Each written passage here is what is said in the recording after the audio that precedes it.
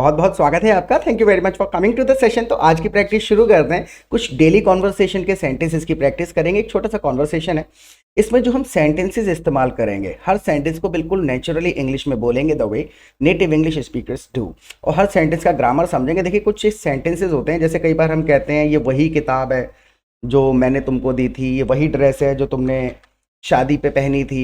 तो जो कई जगह पर लगाया जा सकता है, जो को हम तब इस्तेमाल कर पाएंगे, जो समझ रहे हैं ना, एम्फिसाइज करने के लिए, तब इसको सही तरीके से यूज कर पाएंगे। व्हाट लगाऊं, विच लगाऊं, दैट लगाऊं, तीनों यूज होते हैं। कैसे समझ में आएगा? सारे सेंटेंसेस सिचुएशन के हिसाब से सुनने पड़ेंगे। जो का कोई ट्रांसलेशन नहीं है इंग्लिश में कि वो वर्ड हर जगह लग जाएगा। सुनने की कोशिश करिएगा, पूरा सेशन देखिएगा, राइट। सो ये तो वही ड्रेस है जो तुमने शादी पे पहनी थी। अब यहाँ पर हमने जो का इस्तेमाल किया, ये तो वही ड्रेस है जो तुमने शादी पे पहनी थी। तीनों तरीके से बोलेंगे, इसमें सब कुछ यूज कर लेंगे, समझ में आ जाएगा इसका कंसेप्ट आपको, राइट। सिंपल बोल करके देखिए, this is the same dress, this is the same dress, ये वही ड्रेस है you war at the wedding. यहाँ पर हमने दैट वगैरह कुछ नहीं लगाया, सिर्फ हमने दा लगा के एम्फेसाइज कर दिया। मैं इसकी बात कर रहा हूँ, this is the same dress you war at the wedding. एक नॉर्मल समझ में आया आपको, राइट। अब इसके वेरिएशंस देखिए, हम इसमें यहाँ पर क्या क्या इस्तेमाल कर सकते हैं और क्यों यूज कर रहे हैं वो चीज।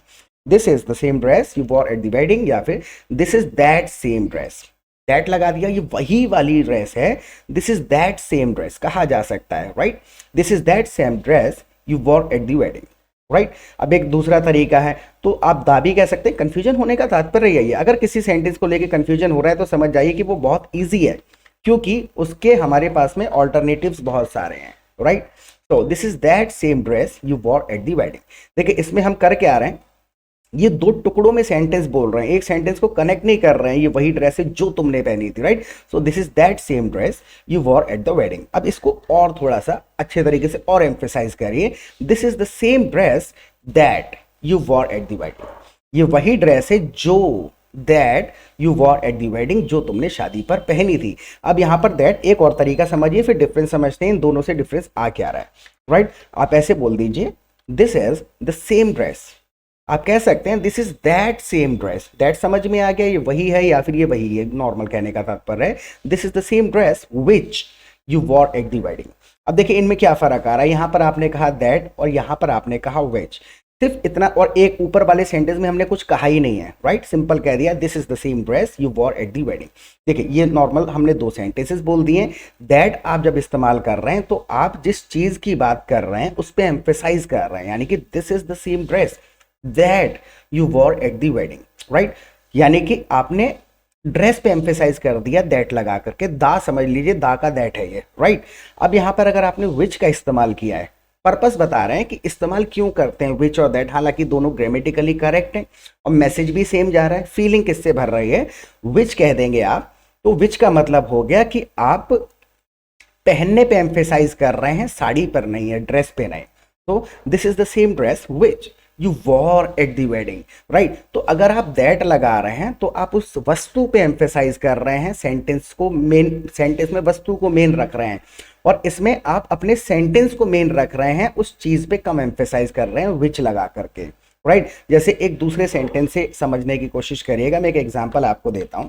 अगर मैं यहां पर ये कहूं, the book that I borrowed from the library, यहाँ पे मैंने क्या करा, the book that I borrowed from the library was very informative. तो मैंने यहाँ पे दैट लगा करके ना बुक की बात कर दी, इंपॉर्टेंट, राइट, कि बुक इसमें इंपॉर्टेंट है।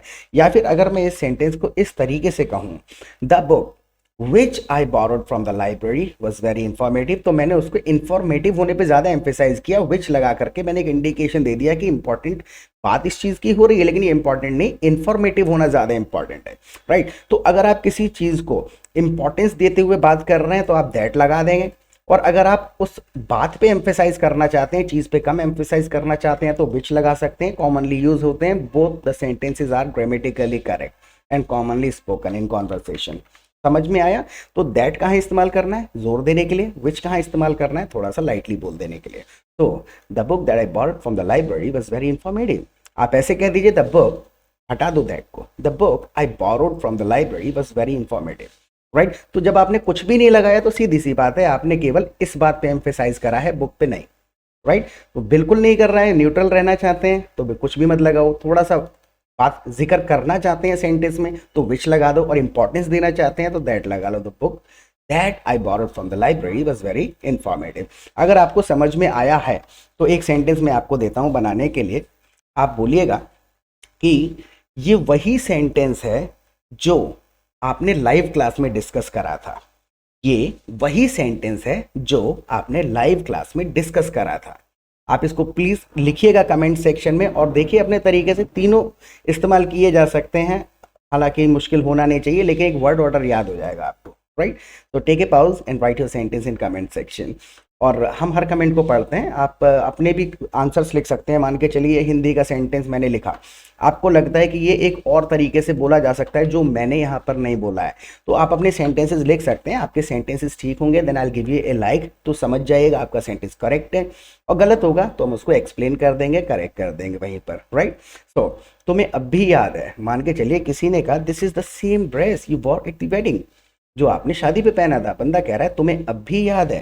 So do you still remember, do you still remember. अब देखिए यू स्टिल रिमेंबर इतना कह दिया जाता है तो होता क्या है ना, हम हर इंग्लिश के सेंटेंस का ग्रामर ढूंढने लग जाते हैं। हिंदी में भी हम कह देते हैं, कभी हम इतना थोड़ी कहते हैं क्या तुम्हें अब भी याद है, कह देते हैं तुम्हें अब भी याद है, तो बस वही है। लेकिन ग्रामेटिकली करेक्ट होने के लिए डू लगाना जरूरी है। अगर आप डू हटा दें, सिर्फ इतना कह दें यू स्टिल रिमेंबर और क्वेश्चन मार्क लगा देंगे तो फिर गलत हो जाएगा, राइट। सो यू स्टिल, हालांकि कॉन्वर्सेशन में चलता है, बिल्कुल बेसिक चीज थी बताने का मतलब, राइट। सो अगर आप कहीं पर ऐसा सेंटेंस सुन रहे हैं स्टिल रिमेंबर, तो ये ग्रामेटिकली करेक्ट नहीं है। डू लगाएंगे तो ग्रामेटिकली करेक्ट होगा, हालांकि इट इज कॉमनली स्पोकन, बोला जाता है। नाउ वो वाली ड्रेस कहाँ है जो मैंने तुम्हें बर्थडे, वो वाली ड्रेस कहाँ है जो तुमने बर्थडे पे पहनी थी। अब इस सेंटेंस, अब देखिए इसके कुछ वेरिएशंस देखेंगे। अभी तो वो हमने 4 एग्जांपल लिए, और कई जगह पर इसके जगह वेट वट का भी इस्तेमाल होता है, कई जगह विच का भी इस्तेमाल होता है। देखते हैं और क्या क्या तरीके से जो बोला जा सकता है एक सेंटेंस के अंदर। वो वाली ड्रेस कहाँ है जो तुमने बर्थडे पर पहनी थी, वो वाली ड्रेस कहाँ है। So where is that dress, that लगा दिया आपने, वेयर इज दैट ड्रेस, वह वाली that you wore on your birthday. That क्यों लगा रहे हैं, इंपॉर्टेंस देते हुए कि भैया मैं उसी ड्रेस की बात कर रहा हूं। आप कह दीजिए where is the dress that you wore on your birthday, दा लगा दो, right. Where is the dress which you wore on your birthday. तो सारे के सारे ये ऑल्टरनेटिव्स जो हैं इंटरचेंजेबली इस्तेमाल किए जा सकते हैं, राइट। बस इनका प्लेसमेंट देख लेना है कि लगाना कहाँ पर है। वो कैसे आएगा, पूरा सेशन देखिए, 10-12 सेंटेंसेस और हैं, याद हो जाएगा कहाँ यूज करना है। जैसे कि मुझे समझ नहीं आ रहा तुम क्या कह रहे हो, मुझे समझ नहीं आ रहा तुम क्या कह रहे हो। अब यहाँ पे देखिए क्या इस्तेमाल होगा एम्फेसाइज करने का तरीका। See I don't understand what you are saying, यहाँ पर वट लगा दिया, मुझे समझ नहीं आ रहा जो तुम कह रहे हो। I don't understand what you are saying, तो यहाँ पर वट लगाना पड़ेगा हमको। इसी चीज को एक दूसरे तरीके से आप बोल दीजिए, I don't understand that you are saying. That लगा दिया आपने तो एम्फेसाइज कर दिया, जो कह रहे हो वो समझ नहीं आ रहा। और ये वाला I don't understand what you are saying, ये आपने कह दिया तो थोड़ा हल्के में कह दिया, आपने ना समझने पे ज्यादा एम्फेसाइज कर दिया इसमें, right. So I don't understand what you are saying, मुझे समझ नहीं आ रहा भैया तुम क्या कह रहे हो, राइट। एक और सेंटेंस है, देखिए जो मैं कह रहा हूँ ध्यान से सुनो। एक चीज और है, देखो मैं आपका 1 मिनट लूंगा, प्लीज स्किप मत करिएगा। देखिए अगर आप हमारे चैनल पे पहली बार आए हैं तो प्लीज़ चैनल को सब्सक्राइब कर लीजिएगा, क्योंकि रोज़ाना लगभग एक वीडियो हम डालते हैं। 350 से ज़्यादा वीडियोस ऑलरेडी अवेलेबल है हमारे चैनल पे। 15-20 वीडियोस देख लेंगे, कॉन्वर्सेशन प्रैक्टिस सेशंस होते हैं, सारी ग्रामर सेंटेंस इसके साथ समझ में आ जाएगी आपको। दूसरा, आप हमारी लाइव क्लासेस भी अटेंड कर सकते हैं। लाइव क्लासेस के 2 फायदे हैं। सबसे पहले अपने प्रैक्टिस ग्रुप में हम आपको ज्वाइन कर लेंगे, जहाँ पे आप 200-300 पार्टिसिपेंट्स के साथ पूरा दिन प्रैक्टिस कर सकते हैं, फ़ोन पे बात कर सकते हैं, ग्रुप में पार्टिसिपेट कर सकते हैं। तो जब आप दूसरे लोगों के साथ रियल सिचुएशन में बात करेंगे, आपको पता चल जाएंगे सेंटेंसेस नेचुरली कैसे बोले जाने हैं, इस सिचुएशन में क्या क्या बोला जा सकता है, राइट। सारा गेम एटमॉस्फेयर का है, प्रैक्टिस का है, वो सब चीज़ यहाँ पर आपको मिल जाएगी। फिर शाम को हमारी लाइव क्लासेस होती हैं, तो वहाँ पर भी we simply come together every evening and we discuss some complicated grammatical rules and sentence structure for 2 hours. 2 घंटे डिस्कशन करते हैं सेंटेंस को कैसे बोलना है, इसके पीछे की क्या ग्रामर है। तो 15-20 दिन नहीं लगने चाहिए, 15-20 दिन में आपके सारे डाउट्स क्लियर हो जाएंगे, ग्रामर समझ में आ जाएगी, और सेंटेंस इसको आदत में डालने के लिए प्रैक्टिस पार्टनर्स मिल जाएंगे, एटमॉस्फेयर मिल जाएगा 24/7। कोई लिमिट नहीं है हमारी तरफ से, अनलिमिटेड है सब कुछ। यानी कि हम कोई मंथली फीस चार्ज नहीं करते हैं। एक बार छोटा सा रजिस्ट्रेशन अमाउंट पे करने के बाद जब तक आप फ्लुएंट नहीं हो जाते इंग्लिश में, तब तक आप हमारी क्लासेस अटेंड कर सकते हैं, ग्रुप में प्रैक्टिस कर सकते हैं, राइट। सो मोस्ट वेलकम है, लाइव क्लासेस में आइएगा। And let's get back to it now. तो जो मैं कह रहा हूँ ध्यान से सुनो, से listen carefully to what I am saying. तो होता क्या है, बोलते समय हम ये चीजें भूल जाते हैं क्योंकि हम सुनते समय उसको रिपीट नहीं करते हैं। लिसन केयरफुली, क्या सुनो, to what I am saying, जो मैं कह रहा हूं उस बात को। लिसन के साथ टू लगाते हैं, याद करिए कि listen to me, listen me कभी नहीं कहते हैं, तो हमने जो वर्ड लिसन इस्तेमाल कर लिया है। So listen carefully to what I am saying, जो मैं कह रहा हूं उसको ध्यान से सुनो। Now look at the next sentence. ठीक है मुझे सही से समझाओ, ठीक है मुझे सही से समझाओ। जैसे कि किसी ने कहा listen carefully to what I am saying, ध्यान से सुनो जो मैं कह रहा हूं। बंदा कह रहा है ठीक है मुझे सही से समझाओ। इसमें एक छोटा सा ग्रामर का ज्यादातर लोग गलती करते हैं। देखिए, all right explain it to me properly. जब भी हम एक्सप्लेन करेंगे तो टू के साथ करेंगे। So explain it to me properly, clearly, right. तो I want to explain it to you, I want to explain you नहीं कहा जा सकता, टू लगा देंगे, राइट। सो नाउ मेरे पास इतना टाइम नहीं है। अगर आपके पास समय नहीं है, बिल्कुल बेसिक सा सेंटेंस है, और एक हम छोटा सा इसमें एक फ्रेज यूज कर लेंगे। कह दीजिए I don't have that much time, I don't have so much time, आपके ऊपर डिपेंड करेगा। या फिर कह दीजिए I don't have all day. आपको अगर कोई बंदा रुकने के लिए कह रहा है तो आप कह दीजिए I don't have all day यार, यानी कि पूरा दिन। कुल मिला करके ये कहावत है, समझ लीजिए बस, राइट। अगर आप ट्रांसलेशन करें सेंटेंस बोल सकते हैं I don't have that much time, I don't have 1 hour, I don't have 5 hours, right. Now कहाँ बिजी रहते हो, अब ये भी बात पूछने के दो तरीके हैं हमारे पास में, और भी कई सारे तरीके हो सकते हैं। कहाँ बिजी रहते हो, एक तरीके से आपने कह दिया where do you keep busy, where do you keep busy, यहाँ पर कीप का इस्तेमाल कर लेंगे, राइट। अगर हम यहाँ पर ये कह दें वेयर आर यू बिजी, तो हमने प्रेजेंट की बात करी, लेकिन हम वहाँ पर बात कर रहे हैं रहने की। तो where do you keep busy, या फिर कह दीजिए what keeps you busy, what keeps you busy, right. तो कुल मिलाकर के लहजा है, ये सेंटेंसेस हमको सुन सुन के पता कर लेने चाहिए टू स्पीक इफेक्टिव इंग्लिश। थोड़ा अच्छा लगता है कि हाँ भैया जो नेचुरल सेंटेंस बोला जाना चाहिए उसी तरीके से बोल दिया मैंने, राइट। नाउ तो तुमसे कल मिलूंगा, मैं चला अपने घर।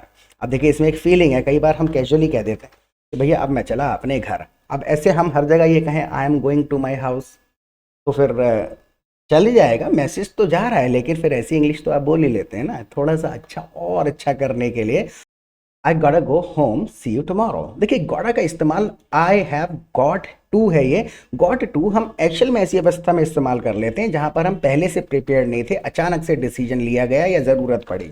जैसे मैं बैठा हुआ था अपने फ्रेंड्स के साथ, तो उस वक्त मैं कहूँ आई गॉटा गो होम, यानी अब मेरा प्लान बन गया या अब मुझे जाना है। Gate my point. तो एक फीलिंग भर दी कि आई wasn't prepared for this already, पहले से ना प्लान था ना प्रिपेयर्ड था, तो आई गॉटा गो होम। तो इस तरीके से थोड़ी थोड़ी फीलिंग है, right. So I gotta go home, see you tomorrow, कल मिलेंगे, राइट।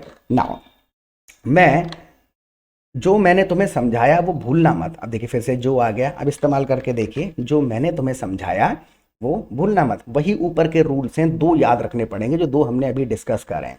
जो मैंने तुमको समझाया वो भूलना मत, don't forget what, don't forget that भी कहा जा सकता है और जोर देने के लिए। So don't forget what I explain to you, what the point. तो ये चीजें रिपीटेशन से आती हैं, आप दैट का इस्तेमाल कर सकते हैं यहाँ पे, don't forget that I explain to you, right. दोनों है, दैट क्यों लगा रहे हैं, ज्यादा जोर देने के लिए। व्हाट क्यों लगा रहे हैं, भूलना मत, इस पे ज्यादा जोर दे दिया। Don't forget what I explain to you, बात पे कम जोर दे दिया इसमें, राइट। नाउ जो तुमने मुझसे कहा है मैं याद रखूंगा, दोबारा जो इस्तेमाल करके देखिए, बोलने की कोशिश करिए, जो तुमने मुझसे कहा है मैं याद रखूंगा। सो आई रिमेंबर, मैं याद करूंगा, याद रखूंगा। ये कंफ्यूजन कैसे दूर होगा कि आई विल रिमेंबर का मतलब तो ये हुआ मैं याद करूंगा कोई चीज़, ऐसे ही कहा जाता है। तो बहुत सारे ऐसे सेंटेंसेस हैं। I believe 70% of the English is spoken its own way, अपने तरीके से बोली जाती है, जिसका अगर हम सच में हिंदी में मिलान करें, ट्रांसलेशन करें तो कंफ्यूज हो जाएंगे, अरे यार गलत लग रहा है। So I remember that you have told me, जो तुमने मुझे बताया है, I remember that you have told me, right. अब एक सेंटेंस है, अगर मैं आपको एक सेंटेंस दूँ लिखने के लिए, प्लीज़ लिखिएगा, आलस मत करिएगा। किसी ने लिख रखा है तब भी लिखिएगा। देखिए आपको एक सेंटेंस बोलना है कि मुझे दैट और विच कहाँ इस्तेमाल करना चाहिए समझ आ गया। मेरे शब्दों को मत ट्रांसलेट करिए, फीलिंग को बताना है कि एक सेंटेंस में दैट और विच कहाँ इस्तेमाल करना है, क्यों इस्तेमाल करना है, मैं समझ गया। अगर आप समझ गए हैं तो कमेंट सेक्शन में ज़रूर लिखने की कोशिश करिएगा इस बात को। मान के चलिए मैं आपसे क्वेश्चन पूछूं कि हैव यू अंडरस्टूड नाउ, अब आपको जवाब देना है कि हाँ दैट और विच कहाँ और क्यों इस्तेमाल करते हैं, मैं समझ गया। तो आप प्लीज़ लिखिएगा कमेंट सेक्शन में इस सेंटेंस को, राइट। लिखिएगा, उसके बाद ये वाला देखिएगा, this is the last sentence. So गिरने के बावजूद तुमने हार नहीं मानी और दौड़ पूरी करी, मुझे तुम्हारी यही बात तो अच्छी लगी, मुझे तुम्हारी यही बात अच्छी लगी। यहाँ पर भी हम दैट, व्हाट, विच, इन्हीं में से कुछ इस्तेमाल करेंगे जोर देने के लिए। सो डिस्पाइट फॉलिंग डाउन, यानी कि गिरने के बावजूद। देखिए डिस्पाइट है, इन स्पेट ऑफ है, ये हम अपने कई सेशंस में कई कई बार डिटेल में डिस्कस कर चुके हैं। कोई एक वीडियो देख रहे होंगे तो समझ ही आ जाएगा, बेसिक ग्रामर है।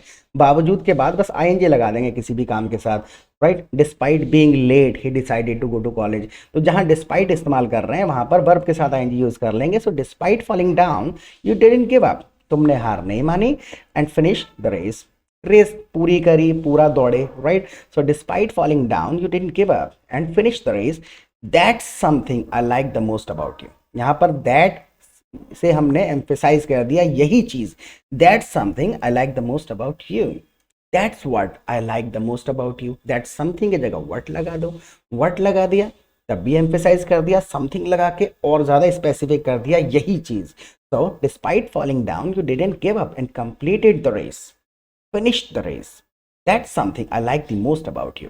तो ये चीजें अब सुनने में तो लग सकता है कि मुझे याद हो गया, याद ये तभी होगा, कॉन्वर्सेशन में इस्तेमाल करेंगे तभी जब आप इसको कम से कम 20 बार यूज कर लेंगे रियल सिचुएशन में, तो वो आदत में आएगा। उसके लिए लाइव क्लासेस में आ जाइए, प्रैक्टिस ग्रुप ज्वाइन करिए, पूरा दिन अलग अलग टॉपिक पे लोग बात करते रहते हैं अपने पसंद के लोगों से, तो वहाँ पर प्रैक्टिस पार्टनर्स मिल जाएंगे, सारा गेम प्रैक्टिस का है।